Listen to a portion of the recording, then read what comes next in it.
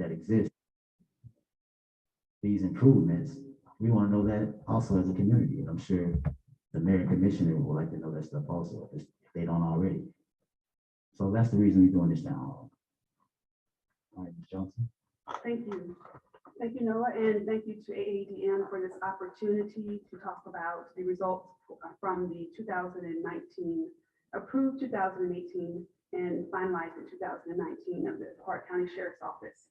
The audit was approved by the mayor and commission in January 2019. The audit started in March 2018 and it ended, the draft report was submitted in February 2019.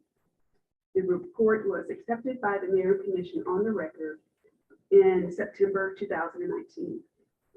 Because it's been so long since the audit has been conducted, I want to read specifically the 4 major areas that we found to be of concern in the audit. The original scope focused on staffing and supporting the sheriff's office in boosting their staffing or increasing their staffing levels or retention ideas and recruitment suggestions. And as we started the audit and it began to unfold, there were other issues that were all tied together. And I'll go over those 4 issues. The most significant one is the staffing shortage. The jail division and field division were both understaffed. Specifically in the jail division, the staffing level was not sufficient to sustain the shift assignments. The employees were mandated to mandatory overtime across the board in every division. The bulk of the overtime hours were inherently assigned to jail staff and is proximately and familiarity with jail operations, even though all employees begin their career at the sheriff's office. The shifts at the jail are 12-hour shifts, and they're usually served alone in a pod. The deputies that were mandated to work these 12-hour shifts had their own regular work schedule and additional overtime. Here's an example.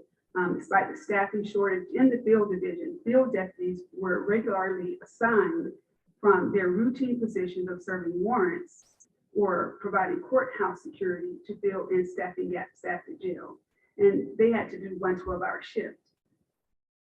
The reassignment of the field road deputies resulted in an increase in the number of outstanding warrants. That became a resulting issue of pulling the staff off of the road. The morale and leadership was the second most significant area of concern. There were several elements that contributed to the poor employee morale at the sheriff's office. Mandatory overtime was by far the number 1 reason. It had a significant impact on the employee morale, and the primary reason was overtime was mandated because of the recruitment and retention and staffing shortages and the high turnover rate. Originally established to discourage employees from calling in sick when required to work overtime, the sheriff's office instituted a leave usage policy. Instead of referring to the policy in its correct name, the leave usage policy, employees at every position and rank, from administrative to sworn, including captains, nicknamed that policy the sick leave policy. Employees stated that they felt punished. Employees were working their regular schedule, and then at the end of their work week, they were required to work mandatory overtime. And as you can imagine, people get sick and worn down, and they would call in sick. The sheriff's office implemented a sick leave policy that turned into a punishment. They had to use their sick leave or their FMLA. And we all know that when you go to, when you're sick, if your child has a temperature, for example, you don't take them to the doctor every single time. You know how to manage it. But that's what happened. The third reason, safety and security. We heard this a lot in areas from the staff, from areas from the from the jail to the road to the courthouse, there was an anonymous survey designed at the very beginning of the audit, and 65% of the survey respondents stated that jail security needed to be improved. They stated that components of jail operations are unsafe and expose the entire jail to possible security threats. Deputies assigned to jail division report feeling vulnerable when calling for backup. Due to the staffing shortages, they did not know if anybody would respond. I heard that more than 50% of the time. According to survey responses and in-person interviews, the number of disciplinary days an inmate is supposed to receive for an infraction does not always follow the established parameters outlined in the inmate policy. Deputies stated disruptive inmates are removed from the unit but are then returned earlier than their sentence, which emboldened the inmates to continue negative behavior. The majority of interviews reported that the general consensus amongst staff is that the inmates ran the jail. I heard that during the audit. I heard that out amongst other public agencies, public safety agencies, and I took a class at the police academy, an interviewing class at the police academy during the same time period.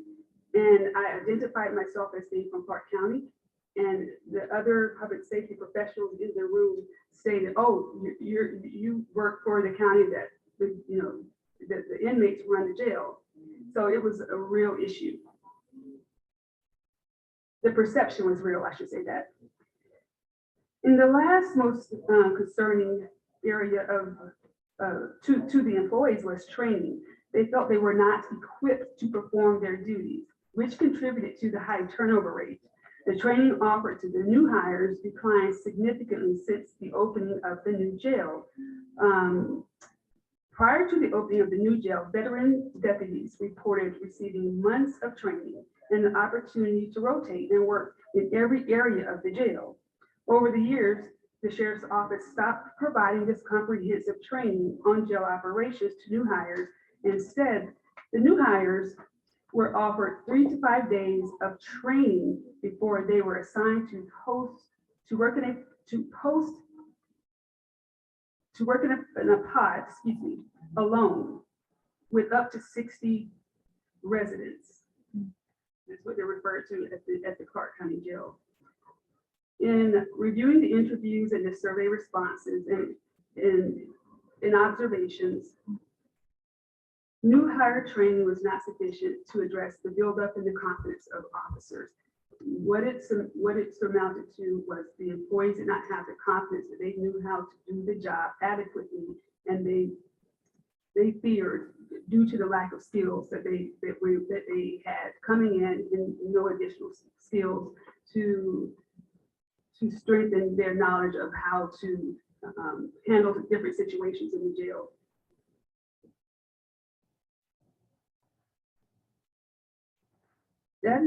Those are the 4 major areas, but I have the specific findings and I'm happy to speak from those directly now or after.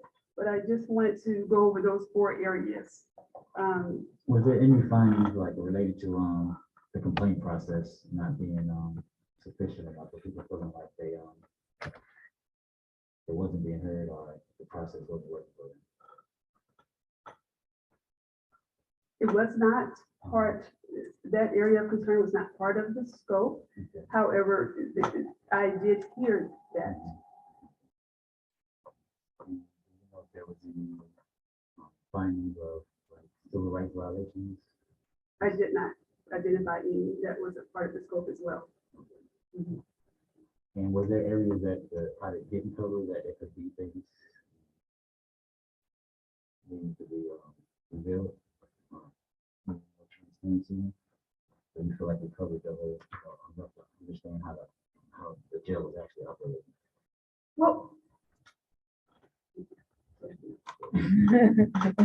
there was room for improvement. I did one day, I served one day in what they call Charlie 1, which is like the eyes and ears, and you're in in a room and it's a blackout tent. No one knows you're in there and you see everything. You have a bazillion cameras and you can see every area of the jail and behaviors. And there were incidences that I was concerned with, but it wasn't part of the scope. There's room for improvement, but that's not high on the list when we think about the staff declining at exponential rates. I appreciate all that information. I think it tells a pretty good story of what was going on around the time, staff feeling overworked and intimidated. A lot of different things came out of that audit. And that's one of the reasons why we still would like to know, have any of those things improved? Where are we today? We invited the sheriff and people from the sheriff's office to come out, to be able to hear the audit results from that and to come right after that and basically tell us, what has improved, what challenges do they have that still exist. But they couldn't make it. So we decided to go ahead on and move forward with this thing. So thank you, Ms. Johnson. I have one last comment. Okay. I would like to add, for just full disclosure and fairness, that when the audit findings and recommendations were discussed with the sheriff's office and the audit committee, that's the committee of 5 commissioners that review the results of the report before it is forwarded to the full commission for approval. And the sheriff's office was very motivated in making changes. If you can imagine that some of the employees had been there 20 or 30 years and the ideas run out, that was a small aspect of it. But in our observations with other public safety agencies, we brought back ideas and they actually followed up with these agencies and implemented some of those things. So there was a concerted effort to improve some of the conditions. There were some conditions they did not agree existed out of the 4. So I just wanted to just say that because they did want to make improvement. And did you say this is before the new administration or? Yes. Okay. Yes. Thank you very much.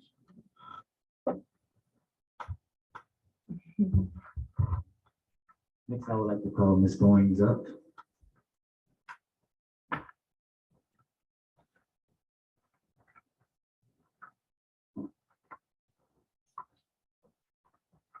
Ms. Goings.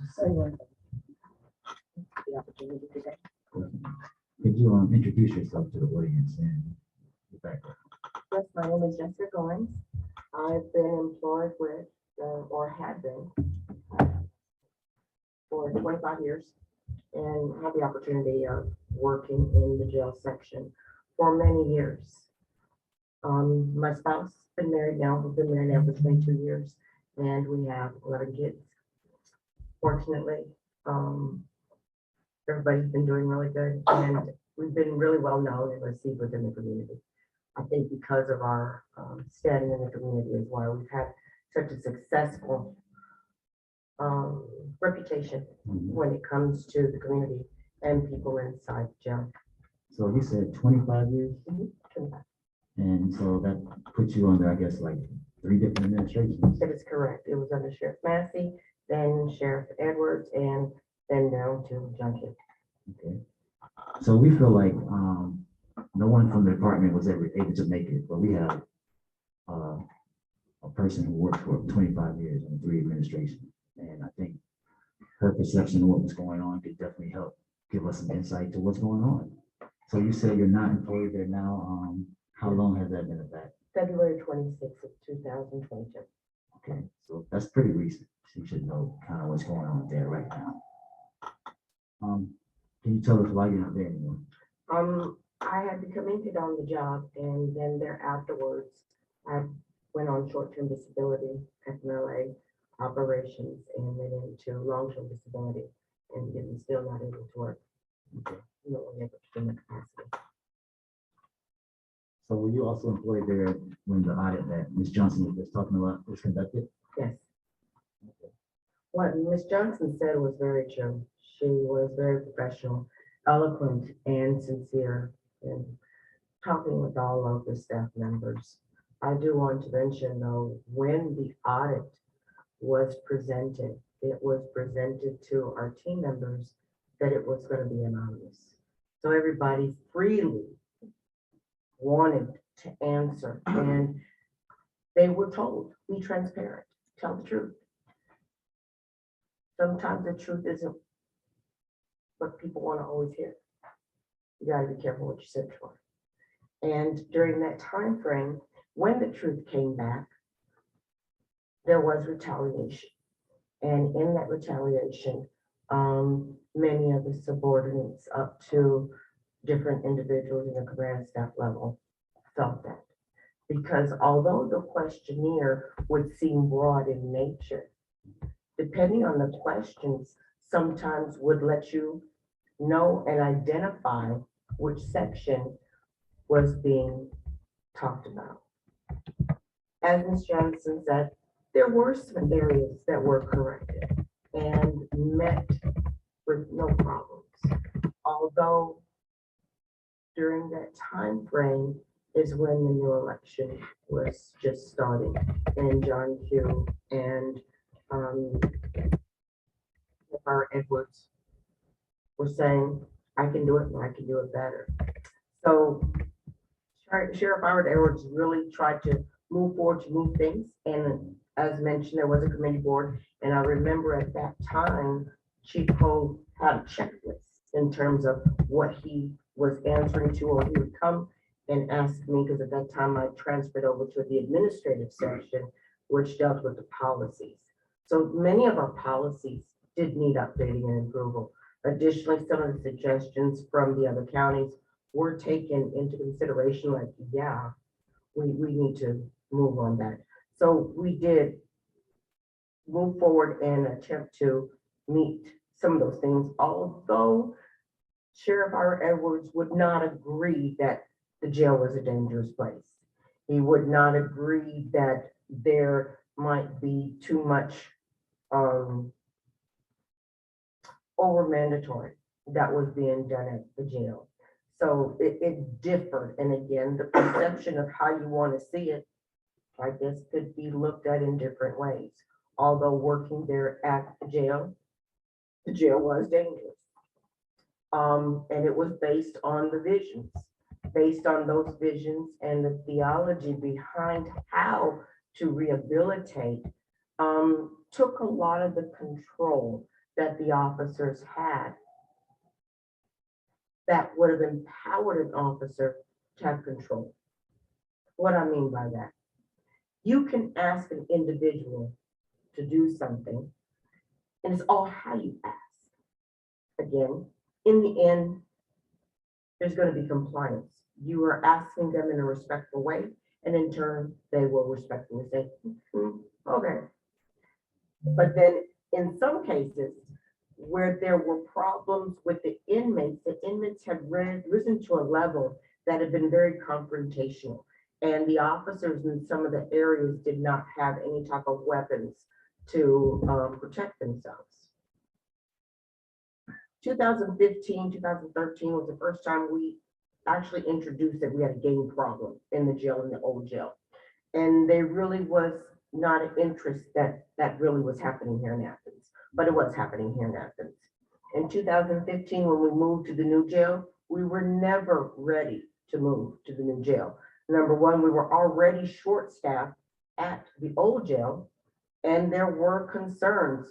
How are we going to staff this new jail? Whether or not we were heard, we still moved on, and policies and procedures were put in place. And based on the factors that we already knew, it already caused us to move in with understaffing. And then because direct supervision has a background where officers are not empowered to have any type of weapons, because they're supposed to, somebody, community policing, you get to know your area. So if there's a problem, you call on the radio and then somebody else comes in and solves your problem. But because of no understaffing, there was a problem at times with understaffing. At the end, when the sheriff did not win the re-election, he kind of checked out And when he checked out, the morale just sunk lower and lower. And the ability to motivate based on the theology harmed the members, in addition to some of the inmates, because there really was no solid foundation where control was there, where if you were to give a directive, then that you would have compliance from the inmates. Because at that time, some of them, depending on if they had nothing to lose, were very challenging. And the officers were constantly being written up. So finally, they just threw their hands up in the air and they were just like, I'm just gonna sit at this desk. I'm not gonna move. And it just kind of bottled over and became worse.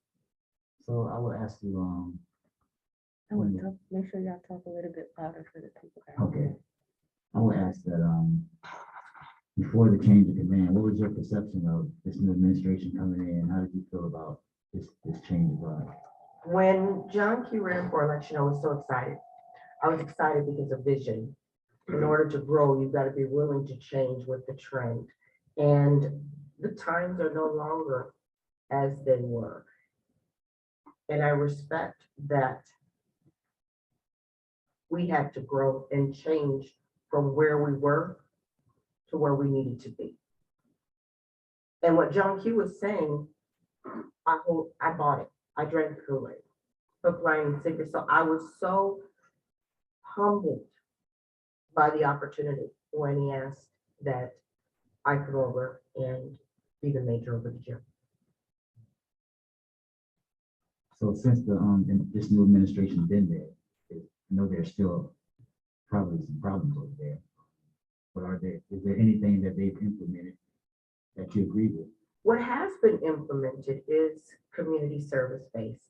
They're more out in the community. They put more staffing on the road and put more staffing in the courts. But the most prevalent and successful area would have been the outreach program. Towards the complaint process, I was trying to see, was there anything in the audit that was, revealing that the process wasn't working? What is your experience with the complaint process?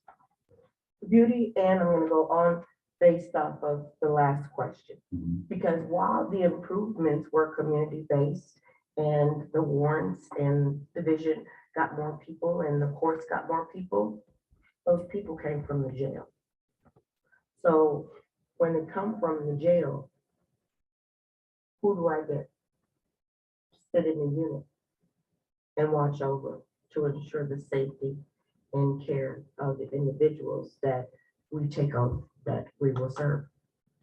So I put forth my concerns that the staffing was causing an issue and more shortages. Operational, there should be 22 individuals staffed at the jail. When Ira Edwards was in position, we varied ranging from about 13 to 17. When I became the major, there was 12. That includes 3 supervisors who are not supposed to be on any type of post. So what does that mean then for the jail? Well, then for the jail, if we have special sections, which would be complaints, which would be classification. It is true you have individuals that have complaints, but then in the same token, I may have needed an individual from the classification section to work a post inside the jail, so their work had to be done. When I asked and sought for help from the other divisions, I did not receive that help. And I felt as though the perception of how the new sheriff came in was how he wanted the community to see him, which would be seen in the courts, could be seen in the warrants and in the field, and could be viewed in terms of the outreach program. But the jail the jail has always been that place that you put people away, you close the door, and communities just, as of maybe the past few years beforehand, really weren't interested. But there are people that work there that cared and recognized that there were dangers and problems that were there where they felt they couldn't protect the inmate if needed to be, or couldn't protect themselves if they had to be, or complain if they had to. So what I did at that point, just because I had a lot of family calling me, and I said to them, I understand that there may have been a grievance submitted, call me. So I was fortunate because they would call me, so I would make those personal connections to find out, to see what was going on. We also had a monitoring system that worked where they could give internal messages. So I would check my messaging to see what was going on. And if the problem was not fixed, I would go about to see that it was fixed. But in terms of just the process, it's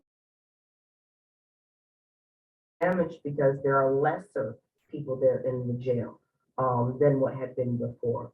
Recruiting and hiring focus now, place new people straight to the roads or straight to the courts. And so for people who have done the long haul and have worked in the jails for as long as they have, that have been waiting for their turn, they missed their turn. When I went out on medical duty in August, up until about a month and a half ago, my understanding is we lost 20 additional people from the jail. Despite the pleas from the jail employees to get assistance from the Warrant field, it went unanswered. And so there are now no officers in the units. At most recent, which was last week, we heard that there's 4 units that are locked down 23 hours a day with no officer inside of them. Why is that dangerous? It's dangerous because the introductions of drugs.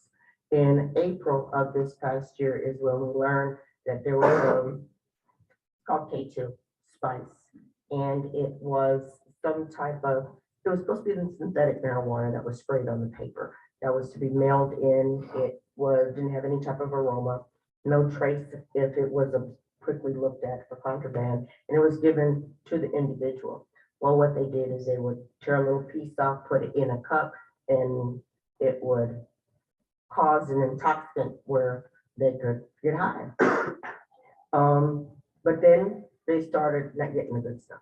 They started getting either it was paper sprayed with rape, hornet spray, or if they really were getting stuff, it was the fentanyl. And in April, we really started to notice the behavior of the inmates. The officers were saying that the inmates' behavior was changing. They were acting zombie-like. They were going into convulsions. And from March up until the time that I left, it really had become an epidemic. Not really going to go into the depths of it, but we did learn that we had officers that were part of bringing in the contraband. There was an investigation, and the investigation,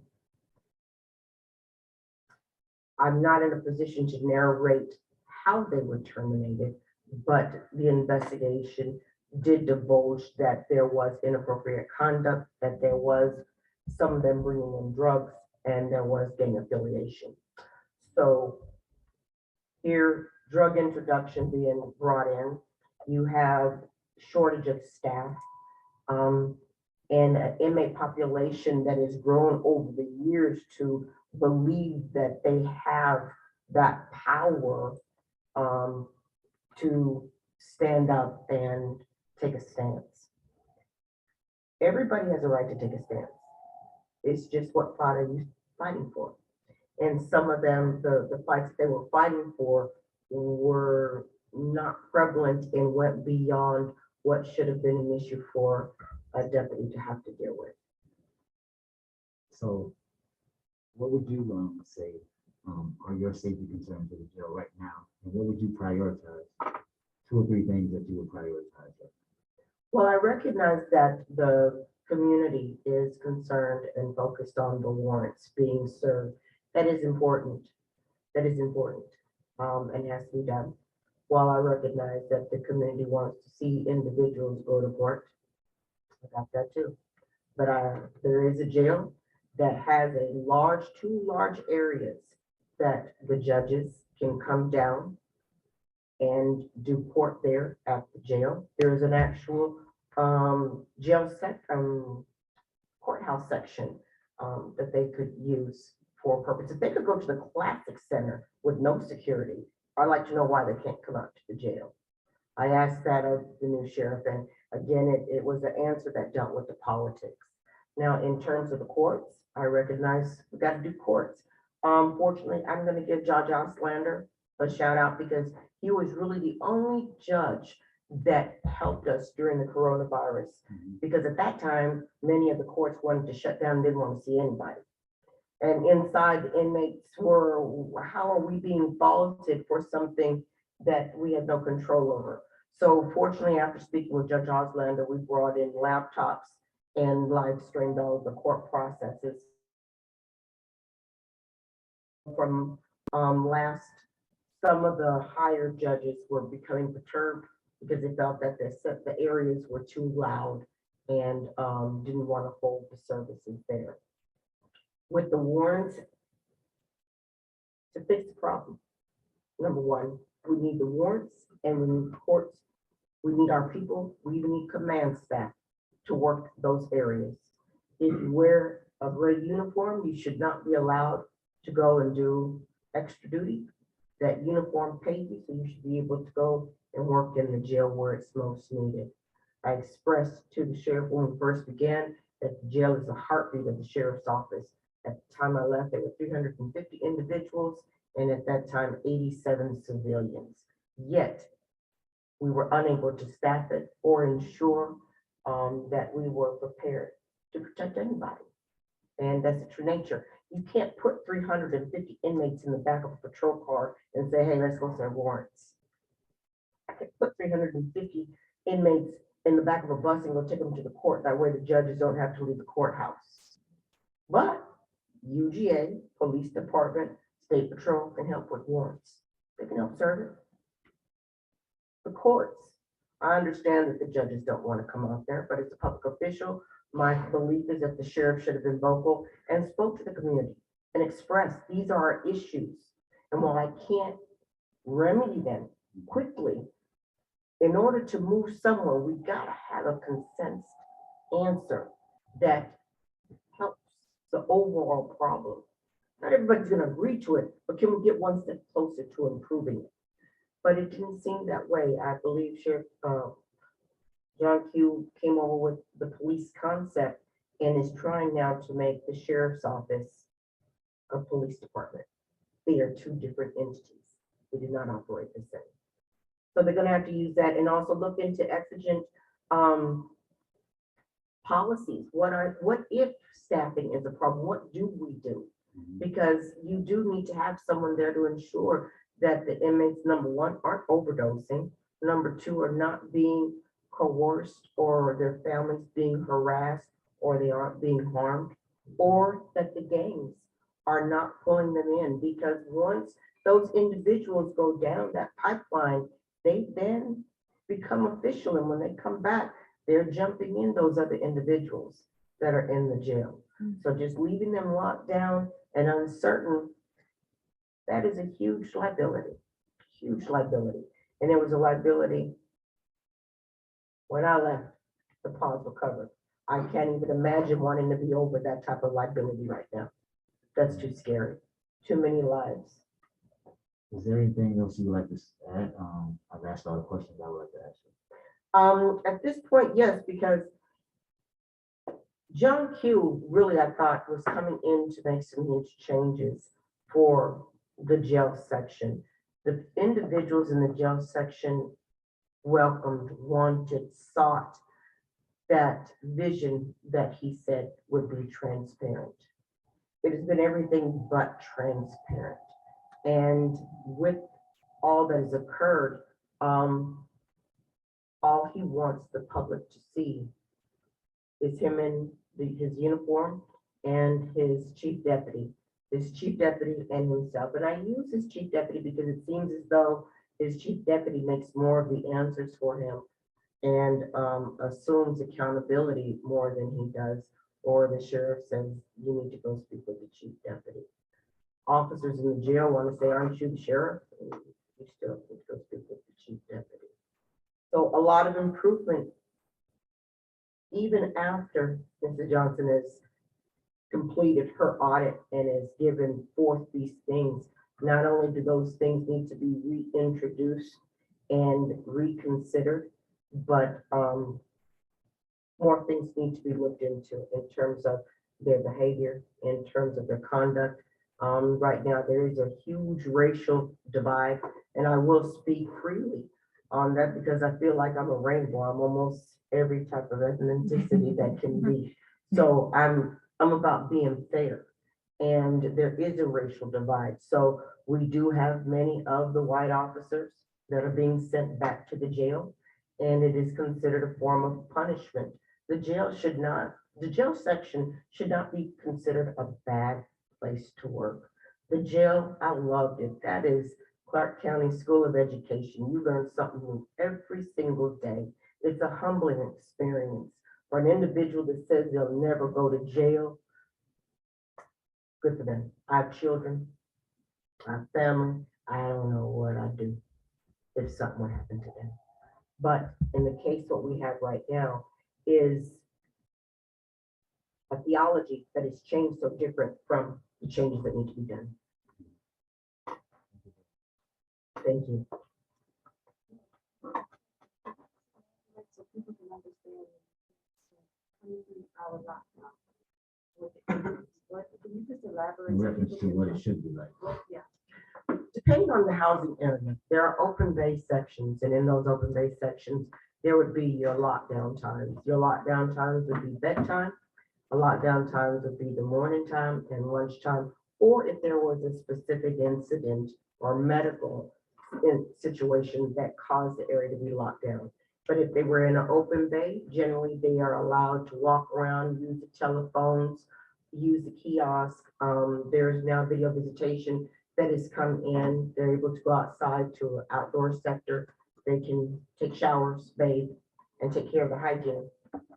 23-hour lockdown, that means that if you are not in an area that has a shower or telephone access, you are locked in a cell for 23 hours, and your lunch is brought to you and then fed through a flat door and then retrieved after that.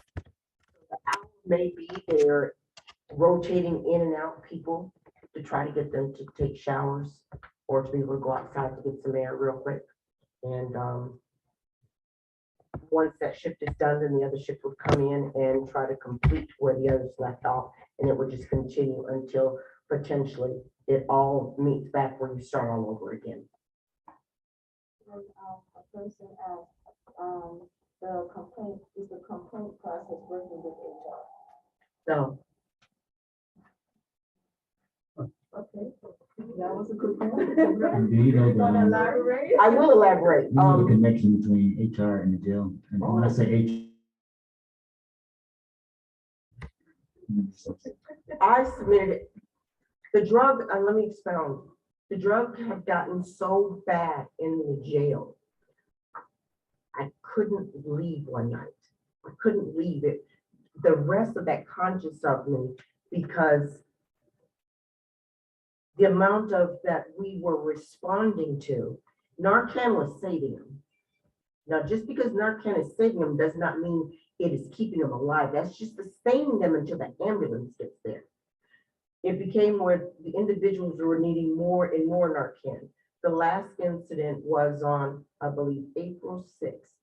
And at that time, we went up, a gentleman, fortunately, it was during a lunch hour. The officer saw him, we responded.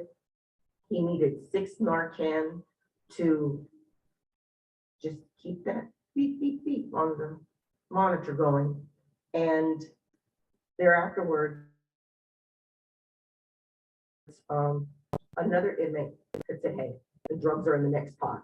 So the next pot, We were so understaffed that night because I'd asked the sheriff, I was asking for different things and was told no every time. That particular day, I did have to close release down because I only had 4 people. It was myself, it was a sergeant, a lieutenant, another sergeant, and the one release officer, but then they had to go fill a post. So we only had 4 people working that entire jail looking for these drugs. And it just became so overwhelming that I went to each unit and locked them down and told them just so that I would know that they were alive for me to come in the next day. I had to shut everything down. During that time, we found out that the officers, some of us have been exposed to the fentanyl. I was disappointed with the sheriff because I explained all of this to him. And he said that this would be something important to express to the community, the dangers that corrections inside jails that officers are presented with. 2 of them did go to the hospital. And during that time, everything just kept going just wrong. And I sat in my office one day and I'm like, I can't support this. I can't help people. And this is something that I love to do. I couldn't do it anymore and pretend it was okay. So I submitted in a 36-page complaint to HR, and I put in 15 different violations that are from fear of harm, physical harm, fear termination, fear retaliation, in-group, out-group bias, implicit and explicit bias, gender discrimination, hostile work environment, sexual harassment firsthand, sexual harassment thirdhand, reckless conduct, gross negligence and concerning the jail. And it took 6 months for an investigator, apparently obtained by Human Resources, and he was resourced out. It was a TEB Enterprises, former Sheriff Thomas Brown, I forget what county he came out of, but it took 6 months for them to complete the investigation. And despite the investigation, he unfounded every single one of my concerns. He unfounded them.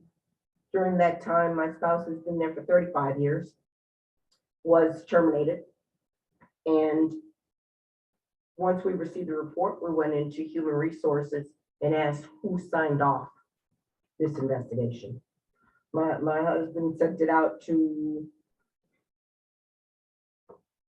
the mayor,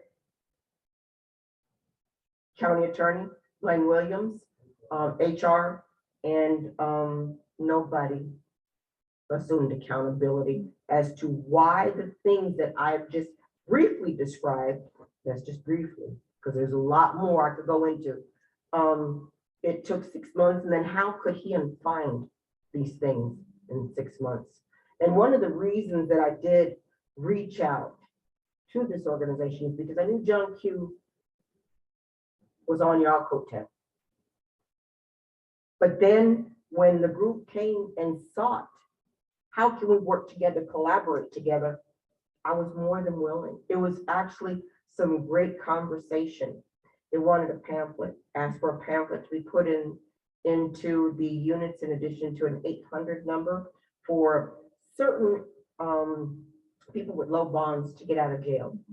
And when I presented it, it was flat out no, that he didn't want any affiliation with the group, did not want the community to know that he was associated or had any connections either. Meaning AADM. AADM, yes. AADM. And I'm not too certain there afterwards, what took place. But verbally, some of the ones, I would give them the 800 number, or I would talk about it verbally to let them know that the group did exist.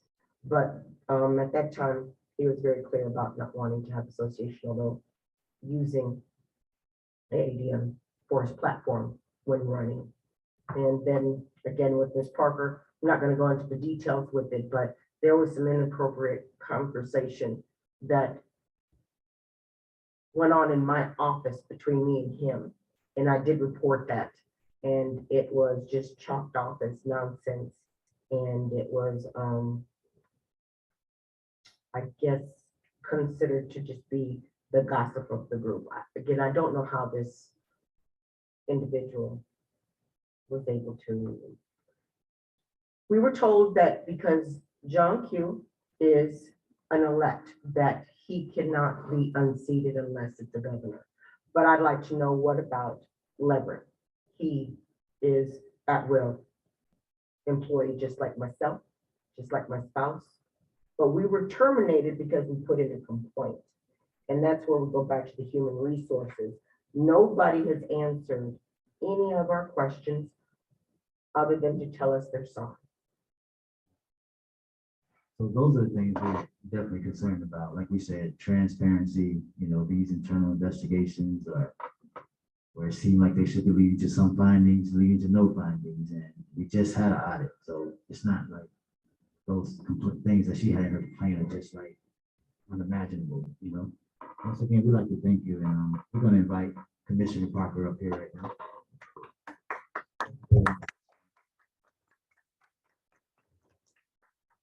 Again, I remind you, we invited the sheriff, people from the sheriff office. We asked for a representative more than one time to come down and be able to speak on the sheriff's office behalf. And we were turned down, but we're still moving forward with this. So, how you doing today? I'm doing all right. How about y'all? All right. Great. So you want to introduce yourself? Sure. So I'm Commissioner Mariah Parker, District 2, so that's the east side. I've been in office since 2018. Have been a very strong proponent of public safety accountability throughout that time. And I see your first question, so I'll go ahead and answer it. And that, includes becoming you can't hide from me. In that role, being someone in the community that folks impacted by criminal justice do come to with complaints, just as they have come to AADM. And then particularly over the last 6 months or so, I've seen an escalation in the number of calls and emails I've been getting from folks with loved ones in the jail, folks from within the jail and diversion center themselves, finding ways to reach out to me and let me know about things that are happening in there. And so, this feeling like a time where there's a critical mass of attention and concern around these issues, perhaps is also been an opportunity for us to make some real change. And what would you say has been the nature of these complaints you've been receiving? As they have not been investigated, as Ms. Goins kind of expressed, like, even if there were an investigation, who knows if their findings would be, conclusive and thorough. I have heard allegations of sexual harassment against male inmates by female corrections officers. I have heard conditions described with regards to the utilities and access to basic things like water and a working toilet being inaccessible to folks that are incarcerated at the jail, which is then leading to mental illness. We've heard allegations, people like throwing feces at COs, but if you haven't had a working toilet and you've been on lockdown for 23 hours, what else are you going to do to get the attention of the people that are supposed to fix the problem?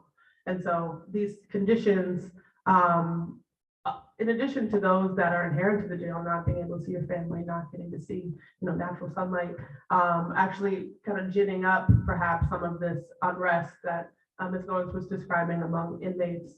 I've heard allegations of folks unable to get correct medical care. One woman called me saying her husband was throwing up blood and she was unable to get in touch with or access information about his situation. Myself included, when I called the diversion center, everything's fine, and unable to get any information about his situation. And so a number of things, both to do with staffing levels as well, the fact that folks are on 23-hour lockdowns just because they don't have enough staff to make sure, check on people, let them out. As well, I guess the last thing I'll say is to do with the telecommunication system at the jail. And so because of understaffing and because they aren't doing in-person visitations, just video visitations because of the pandemic, there's a backlog of people who are trying to contact their families, trying to contact their attorneys. And so I heard one case where an individual alleged that they actually missed a hearing because they were unable to talk with their attorney who came to the jail to speak with them, but could not get access to the video conferencing system, which then caused this person to remain in jail longer because his hearing had to be rescheduled, which, if true, would be a violation of their Fourth Amendment rights. And in addition to that, I spoke with one woman who's gone into debt to keep in touch with her husband in the jail because it is a for-profit company that operates the system, and the local government gets a kickback from the money that they get from inmates who are just trying to keep in touch with their kids, trying to keep in touch with their families. So this is the general nature of some of the complaints that I have heard. And I'm glad to be able to bring awareness to and also bring into conversation with what y'all are hearing and experiencing so we can figure out what to do. Can you talk a little bit about the relationship between the Athens-Clarke County government and the sheriff department?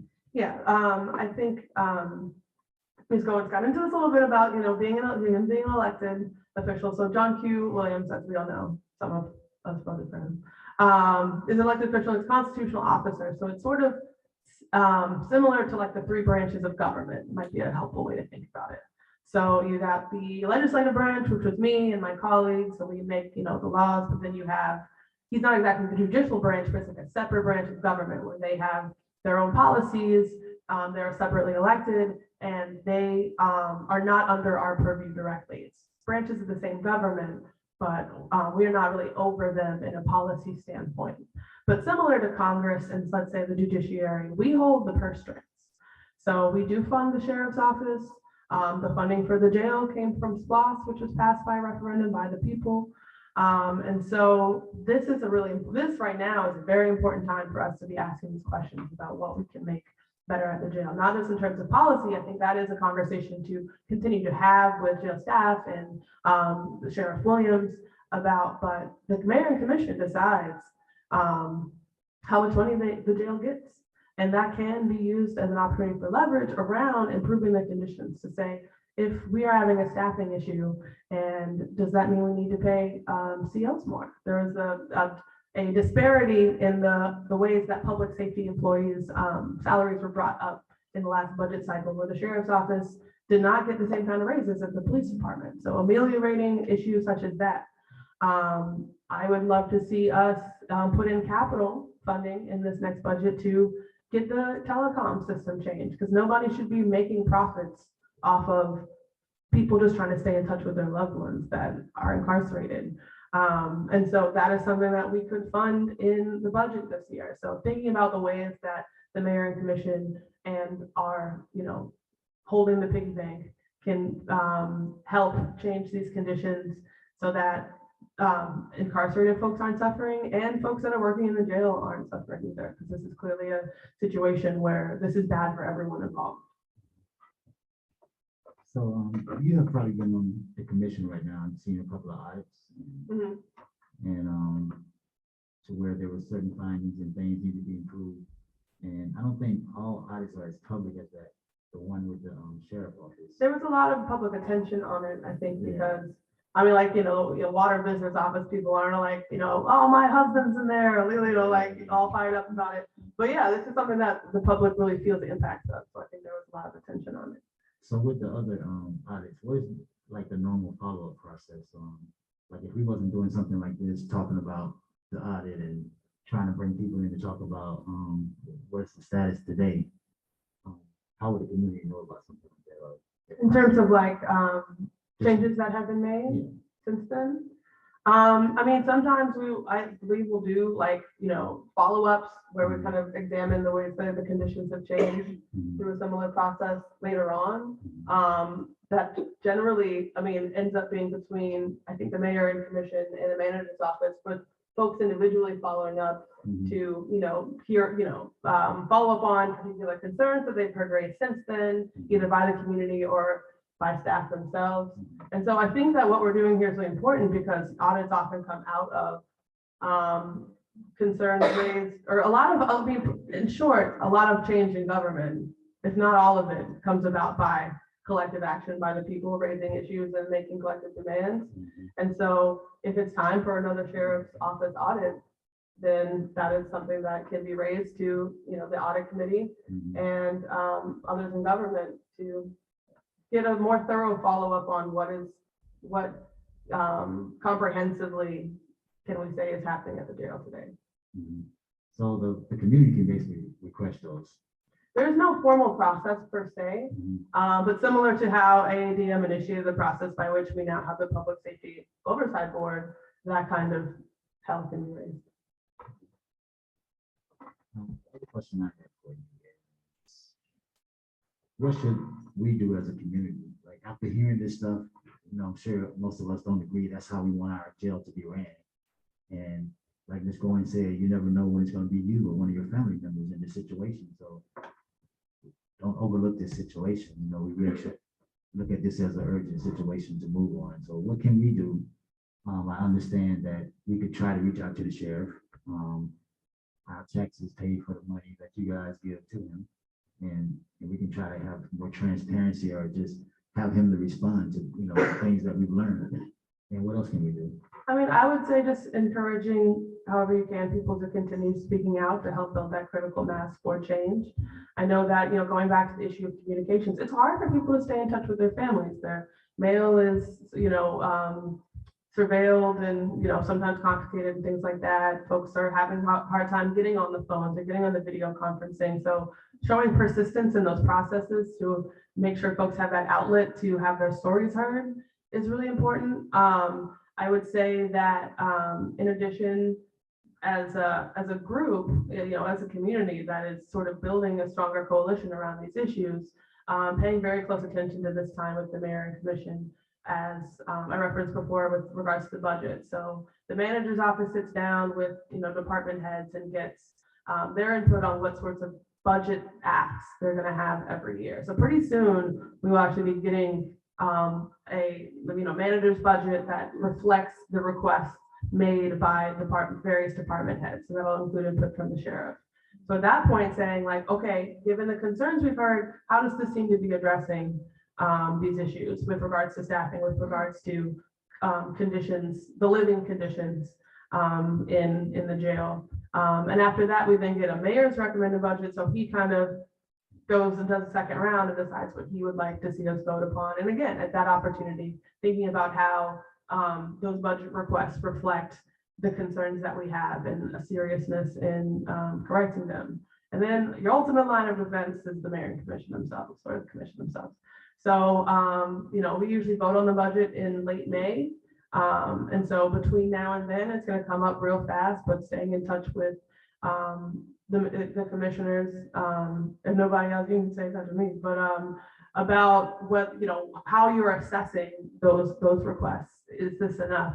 What would you like to see? I would even say beyond just conditions at the jail, because ultimately, at the start of the pandemic, 2020, the jail population shrunk to about 100 people. And everybody on the mayor commission said how cool that is. And wouldn't we love to keep it that way? Because we don't want to lock people up if we don't want to, if we don't have to, if we can make our community safer in other ways. But since then, the population has tripled, and that is what's putting that pressure on the officers, the staffing problems. You don't have a staffing problem if you ain't got people who have to be put in jail. And so what are we doing about correcting those issues? And those are types of things that we can also address through the budget this year. How do we decarcerate and not feel the need to incarcerate as many people because folks are just, living healthier and more productive lives. So all those kinds of things, this is the time of year that they can be addressed more thoroughly than any other time of year. And perhaps under this commission more so than others to come. So that's what I would say, recommend to folks. Stay in touch with your loved ones, encourage them to speak out. One last thing, I guess I will add that folks can do. It's my understanding that because MOCA and perhaps others have reached out to us, like what's going on with the Public Safety Oversight Board, like what's up? So, we interviewed candidates back in like February and have appointed all the civilian members. But my understanding is that is still not in operation yet because not everyone else at the table has appointed their representatives. So police department and sheriff's office things like that. I'm not sure to what, like who has and hasn't. I know with the police department, you know, Chief Sproul leaving, that may present some difficulties. But we need everybody, we need that body fully formed in order for that work to take place. So that's a good question to ask, like what's going on with that? Because those complaints can be brought to them and thoroughly investigated, you know, double check the math to ensure that they are really, really taking these concerns seriously. So pay attention to the budget, asking these questions about the Public Safety Oversight Board, and staying in touch with your loved ones, encouraging them to speak out. Because the more people hear these stories don't get told, these stories don't get out to folks. Or people don't take them seriously because they think somebody's a criminal when 80% of the people being held in there are being held pre-trial, you know, not even convicted of a crime. So let's get these stories out there so that people will take them seriously and help fight alongside you. Well, I feel like we heard some pretty disturbing things about the way the jail is being operated and safety, and I would say that would extend it to public safety also. And, you know, these are citizens of Athens-Clarke County, and we need to appeal to our mayor and commissioners to get the new sheriff to give us a state of, you know how we do state of the union. We need a state of the jail right now. We need a speech to know what's going on. Some of us voted him in office. Our tax money is funding the jail. So we need to make sure that we're reaching out to our mayor and commissioners. Don't just make this a meeting that we just came to hear stories and things about what's going on in the jail.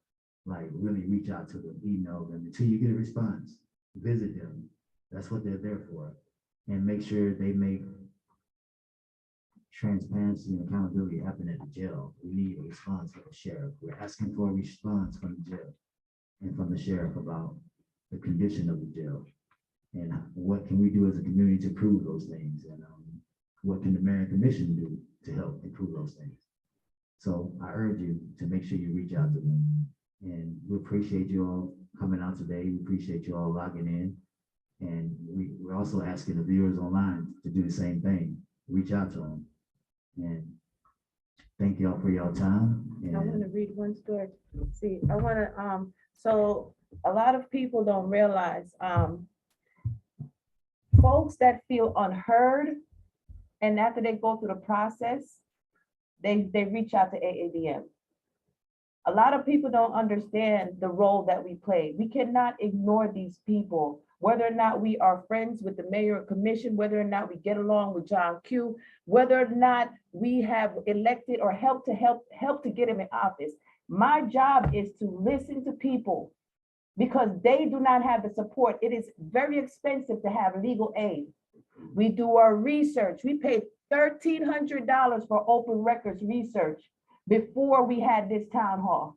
$1,300. Which citizen have $1,300 to pay for open records request?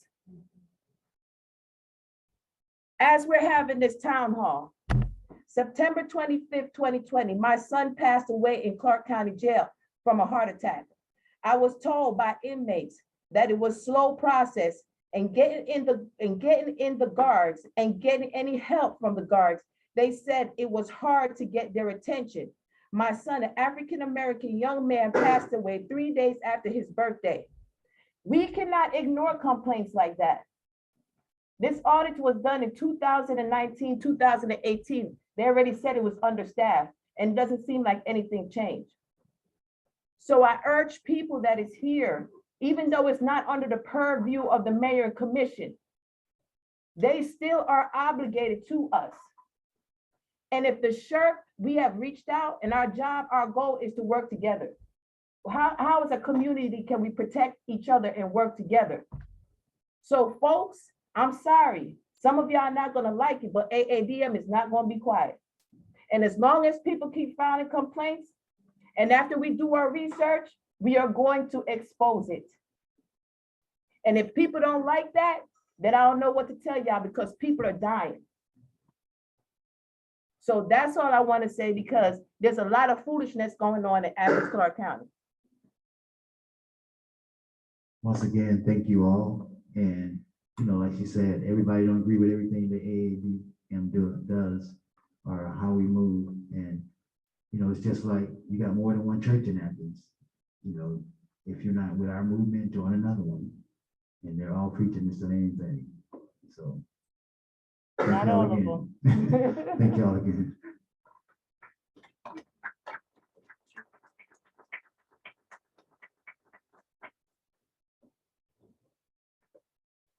So the mall closes at 7 o'clock, y'all.